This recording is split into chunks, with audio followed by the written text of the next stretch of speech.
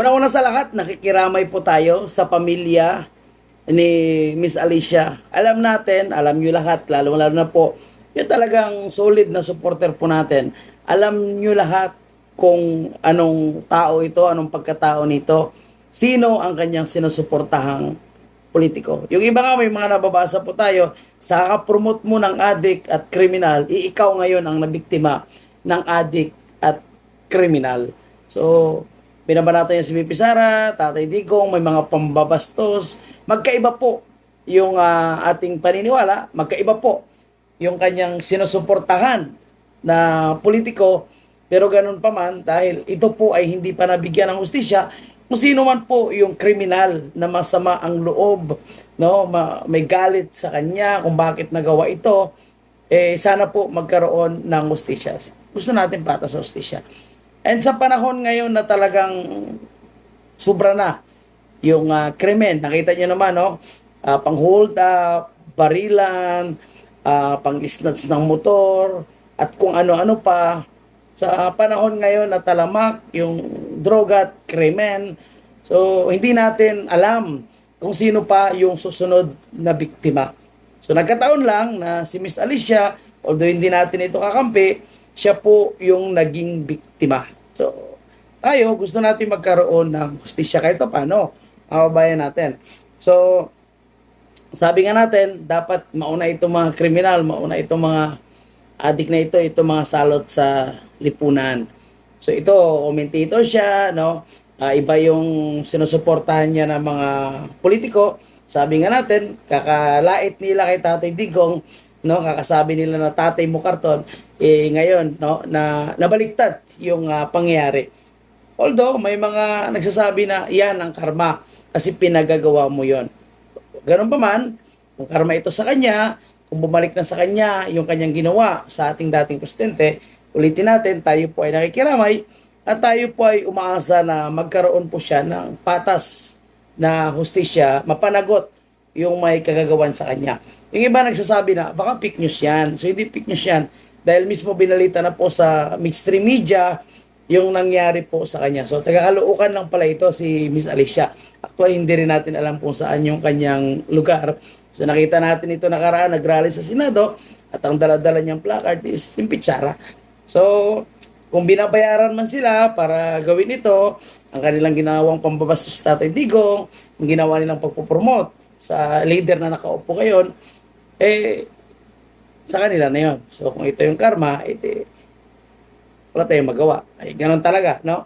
Lahat naman tayo papunta talaga sa ganun, eh. So, nauna lang sila, at kung karma yun, kumbaga, tinanggap na nila yung karma na para sa kanila. And actually, mga kababayan natin, alam mo, pagka ganitong bagay, medyo mahirap magkomento, no? Marami silang binanatan niya, siyempre. Pambabastos kay Tatay Digong, pambabastos kay BP Sara, pambabastos sa buong pamilya Duterte, sa mga vloggers, sa mga senators natin. Bumanat below the belt, pag bumanat po ito. Lalong-lalo na, alam niyo yung paborito niyang banata nito, Senator Marcolita. At isa po sa huli niyang binanatan ay yung pagbisita ni Vice President Sara and ni Senator Romy Padilla sa PNP General Hospital. Binanatan niya si John Vic dahil mukhang binigyan daw ng special na pagtrato dahil pinayagan na makabisita yung ating Vice Presidente. So, pakinggan natin, balikan natin yung kanyang mga birada dito. Nartates. Kung hindi ka ba naman ubod ng pagka-weak, sa sobrang weak mo, dinamay mo ang ibang mga kapulisan na nagtatrabaho ng maayos. Putang ina, imagine nyo mga... Napapamura na siya. So, minura niya si Nartates dahil doon sa pinayagan na makabisita po yung Vice Presidente. Kami namahala. Itong si General Nartates. Itong si General Nartates. Ano yung ginawa? Parang binigyan niya ng VIP treatment. Itong si Senator Rodante Marcoleta, which is hindi naman dapat. Hindi mo dapat binibigyan ng VIP treatment ang isang plunderer. Diba? Nalaman na... Plunderer po yung tawag niya kay Senator Marcolita. Pero actually, walang ninakaw po si Senator Marcolita. Kumbaga, binigay po sa kanya na pera yon para sa kanyang eleksyon. Hindi po pera ng taong bayan, pera ng mga individual which is nakakulong ngayon. Senator Marcolita ang tumanggap, syempre galing po sa ilang individual kagaya ni Congressman Mike Defensor. Ka naman pala na walang kaso, tapos sasabihin mo, kaya lang naman binibisita si Marcoleta ng mga senador dyan kasi nasa hospital siya. Ano ngayon? Kung nasa hospital, itong si Marcoleta, di ba dapat nasa isolation room siya? Dapat kapag may bibisita, So, yan po yung kanyang ang kanyang binabanatan ay si Marcolita nung huli bago lang to, no? At dahil nga sa pagbisita ni Vice President Sara at yung pagbisita po ni Senator Robin Padilla. So, again, mga kababayan po natin, tayo po ay nakikiramay. Pero alam mo yung may mga mainstream media na sadyang napakabayas, no? At tinatag agad itong si Mima Alicia bilang isang anti-DDS vlogger.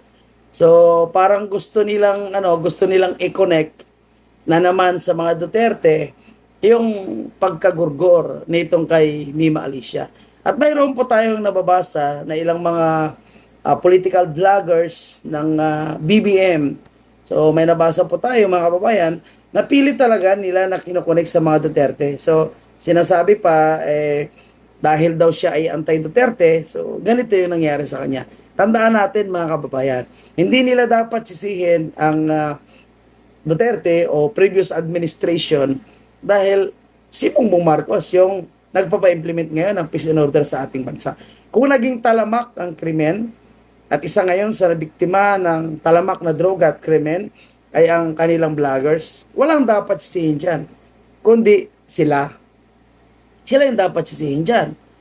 Dahil, tingnan nyo yung nangyayari dito kay Alicia, halos nakasabayan niya itong mga riders na hinold up, pinatay, yung mga nabugbog, yung talamak na nakawan, talamak na mga kumakalat na budol-budol ngayon, at isa po sa nabiktima ng budol-budol na bumabalik ngayon ay ang ating kaibigan at ngayon ay reporter po sa isang mainstream media. No?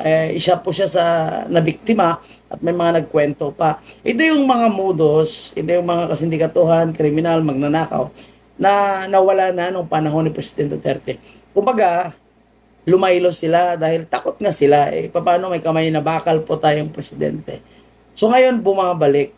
Kaya minsan, hindi mo talaga may iwasan sa comment section na mas marami po yung tumawa, mas marami po yung masaya na nawala itong si Miss Alicia.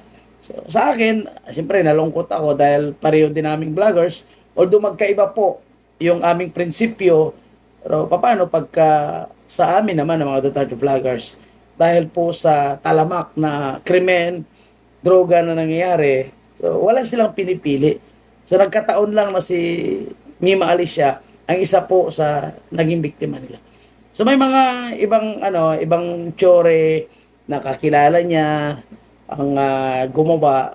So sa ngayon, pinapaubaya po natin yan sa kapulisan. At yung mga gumagawa ng kwento na kanyang kaalyado at kanyang kasamahang vloggers na pilit kinokonek sa mga Duterte, mag-ingat din sila. Kasi ito po is under investigation ng PNP. Kung mapapatunayan na ng PNP na ibang tao, pwede silang kasuhan dyan dahil sa kanilang pagpaparatang. Mahirap yan.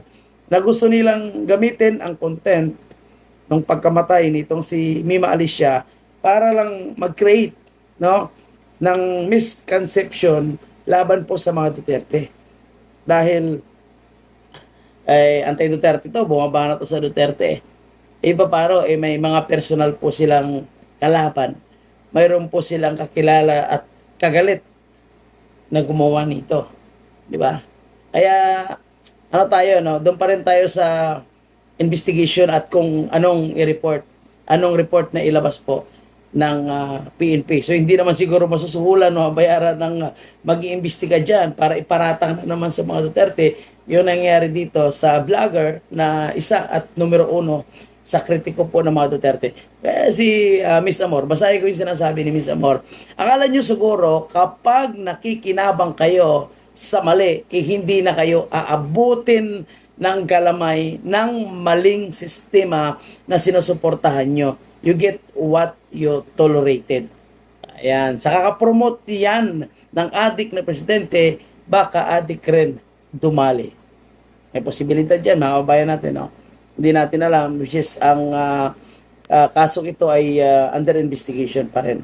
Again, no, sa sobrang talamak ngayon ng krimen na nangyayari sa ating bansa, ang mga tinatarget actually is yung mga nagtatrabaho ng patas. Nakakalungkot. At nakikita na naman natin ngayon na mas gusto ng mga kababayan natin na ibalik yung tapang at malasakit. Ibalik po yung kamay na bakal. So, sa panawagan ng ating mga kababayan, na ibalik po yung kamay na bakal, may tinatamaan. No? May ilang mga politician na umaaray at obvious naman na nasasaktan dahil ang ating mga kababayan, tayo po, ay gusto natin maibalik itong kamay na bakal. No? At kahit anong sabihin ng PNP, kaya nito, nadali mismo ang vlogger ng BBM, kahit anong sabihin ng PNP na mas ligtas ang Pilipinas ngayon, walang naniniwala dyan. So pinagtatawanan po sila, kinukutya po sila, may iba nga na pambabastos na actually sa PNP yung sinasabi, dahil nakikita natin, pagbukas mo ng television, pagbukas mo ng social media, puro krimen yung nangyari. At ang matindi, hindi kriminal ang nadadali, kundi yung mga ordinaryong Pilipino na lumalaban ng patas. Kaya kahit sabihin nila na mas ligtas ang Pilipinas ngayon, walang naniniwala. Yan po ay isang napakalaking sinungaling. Dahil bumalik ang droga at krimen. Sana yung PNP natin ay maging totoo rin sila sa kanilang ginagawang pagbabalita. Wag nilang papaniwalain ng tao sa isang kasinungalingan. Dahil kahit sabihin nila na bumabalik na naman yung panahon ni Duterte na bumubulagta na lang yung mga namamatay. Inong panahon ni Presidente Duterte, mas natutuwa ang mga Pilipino dahil ligtas ang lumalaban ng patas, takot ang kriminal. Ngayon, baliktad. Ligtas ang kriminal, takot yung mga lumalaban ng patas. And dapat nila ipupusto, dapat nilang ibalik talaga yung kampanya laban sa masamang loob o itong mga nagkahari-haring kriminal ngayon sa ating bansa. Kasi kung hindi nila ibabalik yan, talagang baka marami pang kaalyado nila yung magiging biktima nito. At marami pang mga Pilipino na wala namang hinahangad kundi magtrabaho lang ng patas yung magiging biktima dito. Ultimo bintahan po ng illegal na gamot, lantaran na rin at nabibidyohan. Kaya imposible na maniniwala ang taong bayan kapag sabihin nila na ligtas na ngayon ang ating bansa. So yun lang po yung ating update. Again, nakikiramay po tayo sa pamilya ni Alicia at sana po mabigyan po ng hustisya ang kanyang pagkamatay. Kahit hindi natin kalihato yan.